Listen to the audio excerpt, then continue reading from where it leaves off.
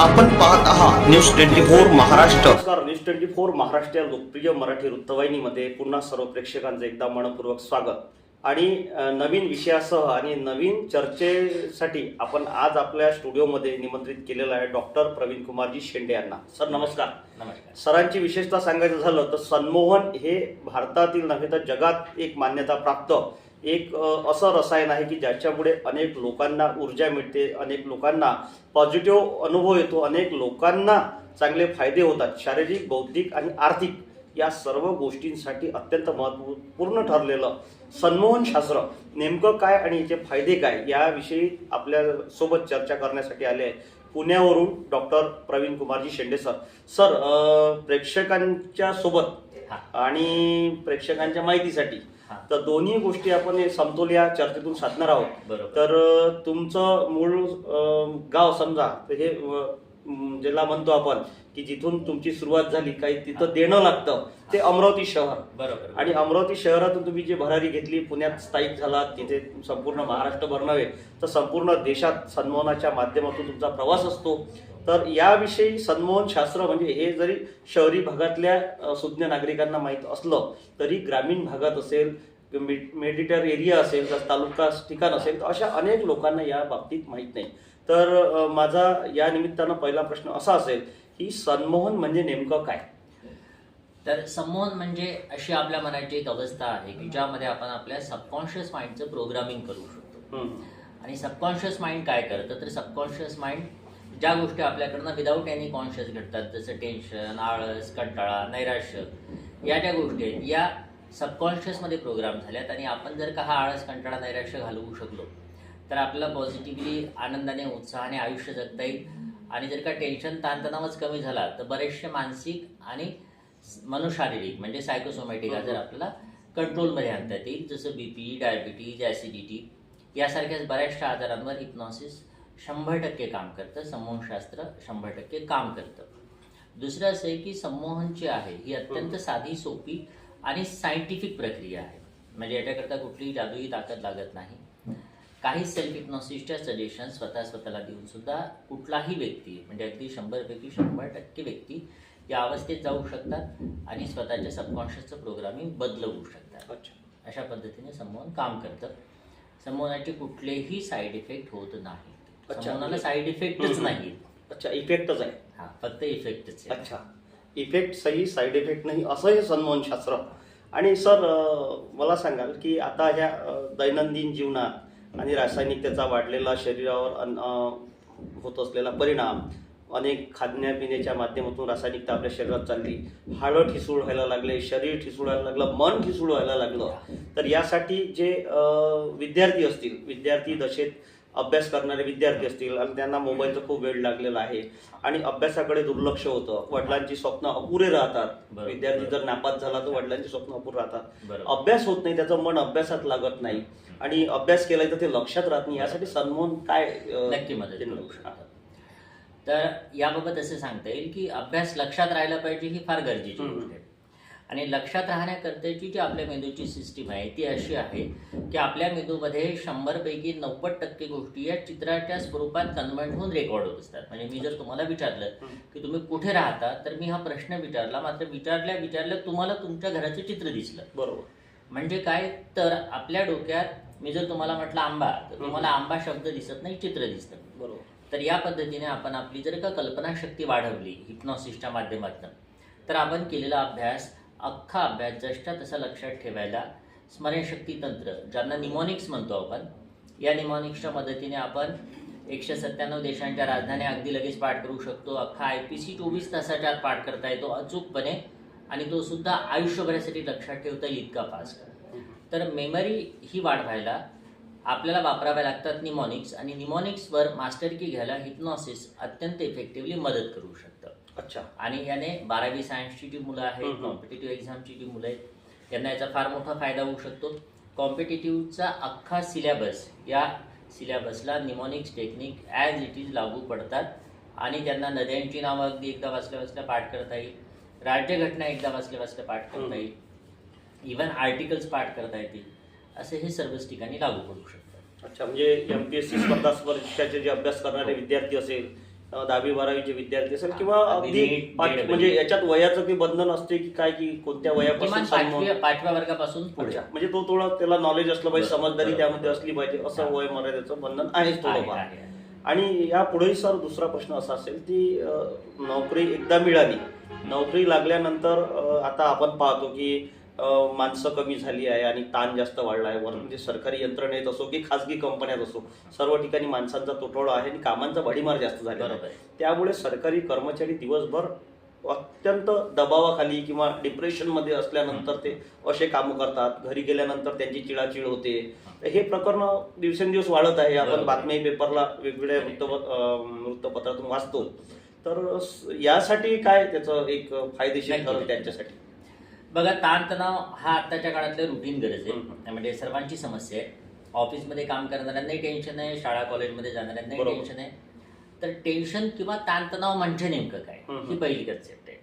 तर टेन्शन येतं म्हणजे काय होतं, तर उद्या मीटिंग आहे आणि आज मला त्या मीटिंगचं टेन्शन आहे. पण नेमकं टेन्शन आलं म्हणजे काय झालं, तर टेन्शन येतं म्हणजे तुमच्या मसलवर एका विशिष्ट पद्धतीचा ताणतणाव जाणवतो, बरोबर. डोकं जड होतं, डोक्यात कुठलेही विचार अस्ताव्यस्त फिरत असतात, कुठलंही काम उत्साहाने करता येत नाही.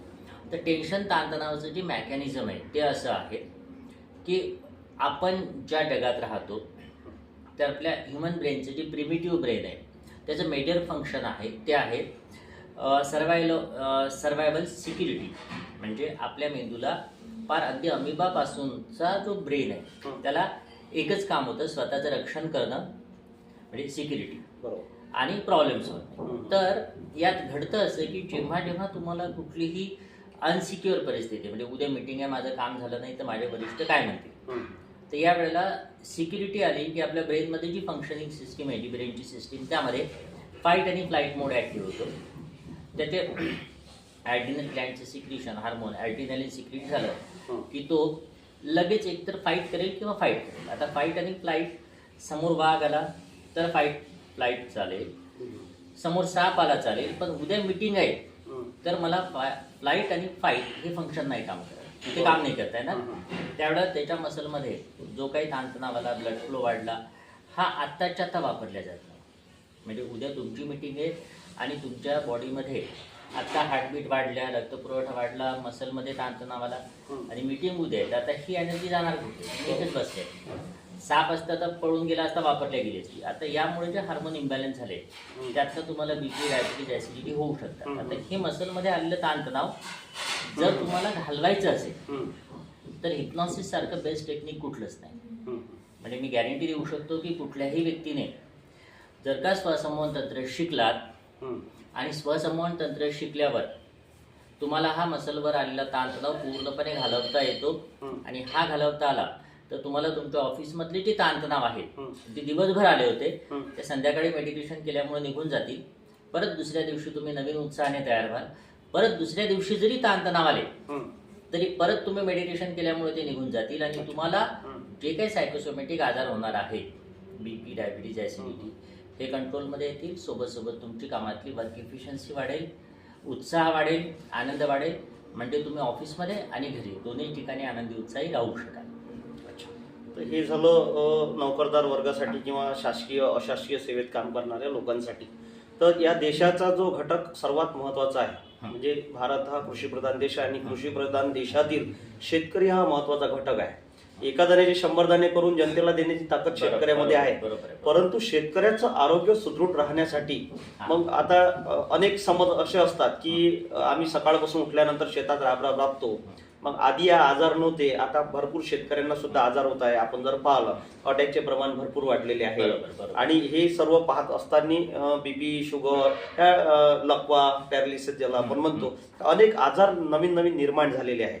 तर या आजारासंदर्भात सन्मोहन शास्त्र विद्यार्थ्यांपासून नोकरदार वर्गापासून तर शेतकऱ्यांपर्यंत, तर या शेतकरी वर्गासाठी सुद्धा महत्त्वाचं कसं आहे ते हे थोडं प्रेक्षकांना. एक तर महत्त्वाचं असं झालं की आधीच्या काळात भजन, कीर्तन अशा प्रकारच्या गोष्टी खेड्यापाड्यात चालायच्या, आता त्या बंद झाल्या. बरोबर. जे व्यायाम आहेत त्यासाठी व्यायामशाळा होते त्याही आता त्या प्रमाणात नाही आहेत. जनरली फिजिकल एक्सरसाइज हा एक महत्त्वाचा पार्ट आहे, पण फिजिकल एक्सरसाइजमध्ये प्रत्येक बॉडीच्या पार्टला एका विशिष्ट पद्धतीनं मुवमेंट्स व्हायला पाहिजे तर तो फिट राहू शकतो. दुसरं आहे की फिजिकल फिटनेसच्या सोबत मेंटल फिटनेस करता भजन कीर्तनमधनं होऊ शकत होतं, पण आता तेही नाही आहे. तर मेंटल फिटनेस करता हिप्नॉसिसने त्याला तो फायदा होईल. दुसरं आहे की NLP, न्यूरो लिंग्विस्टिक प्रोग्रामिंग, ज्यामध्ये आपण काही ब्रिदिंग एक्सरसाइज, काही आय एक्सरसाइज या जर का त्यांना शिकवल्या तर त्यांना त्यांचा येणारा ताणतणाव घालवता येईल, एक आयुष्याकडे पॉझिटिव्हिटी आणता येईल, डिप्रेशन घालवता येईल. आणि शेतकऱ्यांनी या मेडिटेशन ते काही तंत्रांचा जर अवलंब केला तर त्यांचा डिप्रेशन प्रामुख्याने घालवता येईल, विचार जे ओव्हर थिंकिंग आहे ते घालवता येईल, आणि ब्रेनचा शार्पनेस वाढल्यामुळे ते नवीन गोष्टी आत्मसात करू शकतात. म्हणजे आज जे यूट्यूब किंवा यातनं जे शिकण्याचा प्रयत्न करतायत ते, तर ती ग्रास्पिंग चांगली होईल आणि त्यामुळे ते नवीन नवीन तंत्र रुटीन आयुष्यात वापरून शेतीही चांगल्या प्रकारे करू शकतील. हिप्नॉसिस वापरून त्यांना मेमरी आणि बाकीचे कॉन्सन्ट्रेशन वाढल्यामुळे त्या नवीन टेक्निक लवकर शिकल्यामुळे शेती चांगली झाली तर डिप्रेशन येण्याचं कारण नाही, आणि त्यामुळे ते आजार होण्याचंही कारण नाही, आणि आत्महत्याचा तर विषयच येणार नाही, कारण त्यांचं आयुष्य सेट झालं असेल. त्यामुळे त्यांनी हिप्नॉसिस आणि NLP सारखे टेक्निक्स शिकायला पाहिजेत, एवढंच सांगता येईल. अच्छा. आता यासोबतच प्रत्येक यशस्वी पुरुषामागं स्त्रींचा खूप मोठा हात असतो असं, आणि आपल्या देशात मातृशक्तीला खूप महत्त्व दिलं जातं.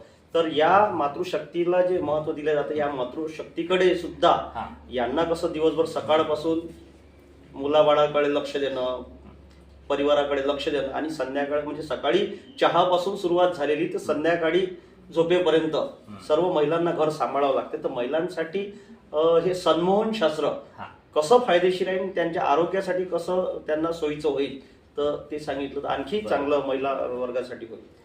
परत तेच येईल की आधीच्या काळात महिलांना भजन कीर्तन या सगळ्या गोष्टींमुळे मनाचा व्यायाम व्हायचा, आता ते नाहीये. आता फक्त महिलांकडे एकच आहे, तो म्हणजे मोबाईल आणि मोबाईलवरच्या रील्स. बरोबर. आणि त्या मोबाईलमुळे जी काही आपल्या ब्रेनमध्ये डोपामिन हार्मोन सिक्रेट होतं, आणि मग ते डोपामिनचं ॲडिक्शन लागतं, आणि दिवसाचे ॲव्हरेज 6 ते 7 तास ॲव्हरेज एका व्यक्तीचा वेळ मोबाईलवर चालला आहे. मोबाईलचे खूप सारे साईड इफेक्ट आहेत. म्हणजे अगदी अस्वस्थता वाढली, चिडचिड वाढली, त्यानंतर डोळे थकल्यामुळं परत रात्री झोप येत नाही, ओव्हर थिंकिंग झालं, त्यानंतर कॉन्सन्ट्रेशन एका ठिकाणी होत नाहीये, कॉन्सन्ट्रेशनचा स्पॅन कमी झाला, म्हणजे आपण एक रील बघायच्या आधी दुसरी बघतोय. तर हे सर्व साईड इफेक्ट जे व्हायला लागले, आणि महिलांना घरी वेळ असल्यामुळे परत त्यात त्यांचा तो वेळ जातोय. तर हे मोबाईलचे ॲडिक्शन घालवता येईल, हा पहिला फायदा. दुसरं, ओव्हर थिंकिंग कमी होऊ शकेल, कारण त्यांच्याकडे रिकामा वेळ आहे, त्यामुळे ओव्हर थिंकिंग होतं. आपण असं बरेचदा बघतो की ज्या महिला जॉब करतात त्यापेक्षा घरी राहणाऱ्या महिलांना बरेचसे जास्त आजार होतात, कारण त्या आजारावर फोकस आहे. तर हे ओव्हर थिंकिंग कमी करायला हिप्नॉसिस गॅरंटेड मदत करतं. हिप्नॉसिस महिलांच्या आजारांमध्ये जर आपण बोलायचं झालं तर अगदी PCOD, PCOSवर हिप्नॉसिस गॅरंटेड काम करतं. हिप्नॉसिसने गर्भसंस्काराकरता सर्वात इफेक्टिव्ह तंत्र हिप्नॉसिस आहे. पेनलेस डिलिव्हरी सुद्धा हिप्नॉसिसने होऊ शकते. तर इत्यादी गोष्टींमध्ये महिलांकरता हिप्नॉसिस मदत करू शकतं. सोबत हिप्नॉसिस वापरल्याने महिलांचा कॉन्फिडन्स इम्प्रूव्ह करता येईल, महिलांचा जो इमोशनली हळवेपणा आहे तो कमी करता येईल, आणि एकत्रित महिलांना confident, energetic, physically mentally fit करायला हिप्नॉसिस शिकणं त्यांनी फार गरजेची गोष्ट आहे. सर, आता या सर्व प्रशिक्षणाबद्दल तुम्ही सांगितलं, याचं प्रशिक्षण नेमकं कसं असतं आणि याचे क्लासेस कसे चालतात या संदर्भात सुद्धा तुम्ही सविस्तर जर सांगितलं, तर ज्या लोकांना या प्रशिक्षणात सहभाग घ्यायचा असेल ते लोक निश्चितच तुमच्याकडे येतील, तर यासाठी काय सांगाल? हिप्नॉसिस प्रामुख्याने आपण 2 पद्धतीने शिकू शकतो. एक आहे ऑफलाईन, म्हणजे मी संबंध महाराष्ट्रभर प्रत्येक जिल्ह्याच्या ठिकाणी आम्ही फ्री सेशन आणि पेड वर्कशॉप पण घेतो. पेपरला किंवा फेसबुकला ॲड असते, त्यातही आपण होऊ शकतं. ज्या जिल्ह्याच्या ठिकाणी असेल तर तिथे 3 किंवा 4 दिवसांचा पेड प्रोग्राम किंवा फ्री प्रोग्राम अरेंज केला जातो. यातनं 5 वर्षापासून ते 100 वर्षापर्यंत कुणीही व्यक्ती हिप्नॉसिस शिकू शकतो. बरोबर. ओके. त्यानंतर ऑनलाईन प्रोग्राम. ऑनलाईन प्रोग्राम करता फक्त माझं नाव डॉक्टर प्रवीण कुमार शिंदे जरी आपण गुगल यूट्यूबला टाकलं तरी माझं नाव, नंबर येईल. आणि ऑनलाईन प्रोग्रामचे तीही बॅच 4 दिवसांची असते, 2 तास रोज अशा प्रकारे, संध्याकाळी 6 ते 8 या वेळेत किंवा 8 ते 10 या वेळेत. तर हा ऑनलाईन प्रोग्राम जरी आपण केला तरी आपल्याला स्वसंमोहन पूर्णपणे शिकता येतं, आणि हे प्रत्येक वयोगटाला शिकता येतं. आणि ऑनलाईनचे उलट जास्त फायदे आहेत, कारण ऑनलाईन तुम्ही महाराष्ट्रातले किंवा भारतातले कुठूनही, अगदी जगातल्या, म्हणजे अगदी आमचे बरेचसे जे काही विद्यार्थी आहेत ऑस्ट्रेलिया, जर्मनी, कॅनडा इत्यादी ठिकाणांमध्ये जॉईन झालेले असतात. तर ऑनलाईन तुम्ही रात्रीच्या वेळेत 8 ते 10 या वेळेत आमच्या कार्यशाळेला बसू शकता. शनिवार रविवारी आमचं फ्री सेशन असतं. ऑनलाईन प्रोग्राम अटेंड करायचा असेल तर मी माझा मोबाईल नंबर तुम्हाला देऊन ठेवतो, म्हणजे त्यावर तुम्ही ती लिंक घेऊ शकता आमच्या ऑफिसच्या नंबरवरनं. तो आहे 9604446008.